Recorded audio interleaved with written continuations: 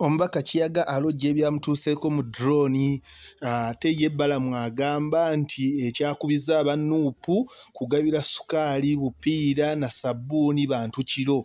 Ate ye Fulufiga agamba bwe mutaave ku kugula bantu na kubapakira mu drone genda wali pulezidenti ne mbawa enguzi tekigenda kuyamba gavumenti eriko. Byonna bisange wano mu mawulire gaffe.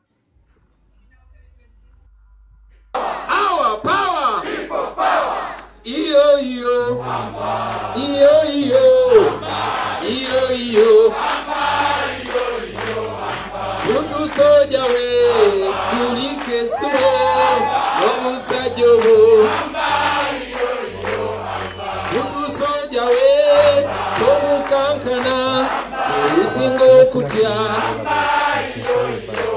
Sisobola kweyambula naye emubiri gonna solido ez'amasanyalaze ze bakubisa ng'oyingidde drone n'ebigattogatto byabwe ne bakulinnyirira wenna. Naye this is what I can show you okubalaga omubiri gonna almost gufaanana bwe guti. Naye Mukama mulungi nti tubadde tulwanyirira bwenkanya. Congratulations Honorable Nalukoola na tiimu yonna eya National Unity Platform. Bampiikinze Kazangola ekibiina kyange kyandiziginetinga awo kyampaawo okuba nga supervising omuluko ogwo gwa Kazo Angola.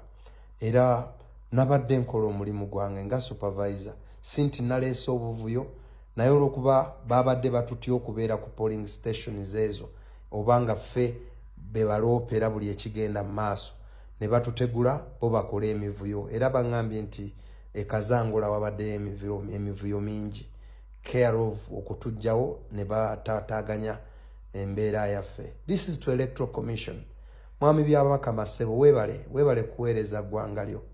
Eno ye fairness mu election gy'oleeta. Ate nojjanga mweyogeza mu press conference bwammwe mulaganga bwe muli concerned. Kumbe you are militarizing elections.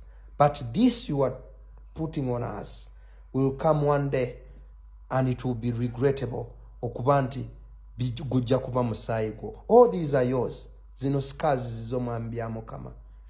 Zizo. This is yours, but thanks very much. Webale omulimu webale kuweereza ggwanga ne Electoral Commission yo. Mweyagale.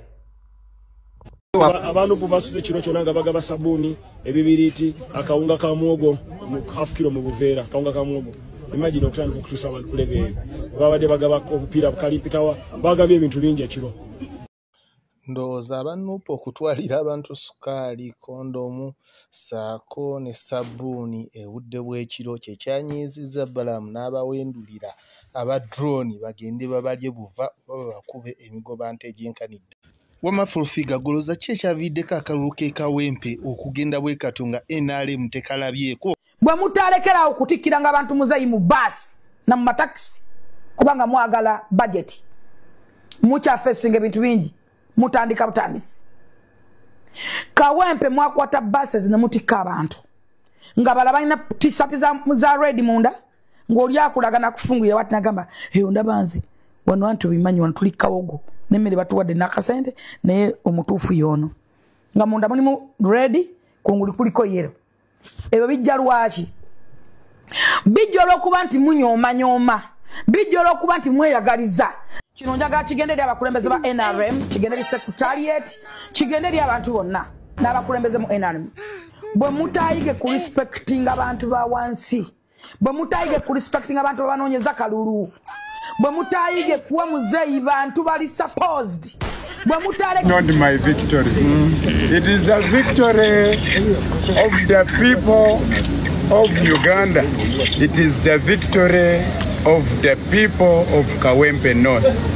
I thank you, residents of Kawempe North, for standing firm against the dictatorial system, the dictatorship of General Museveni and his allies. Indeed, you have stood against him. Sincerely, this victory wouldn't have come. I thank NUP. I thank President Kyagulanyi Ssentamu. I thank the Secretary General, members of Parliament, who subscribe to NUP. I thank the foot soldiers, the residents of Kawempe North constituency. I thank you. I thank Ugandans. Your voice has been heard. Thank you very much. Yes.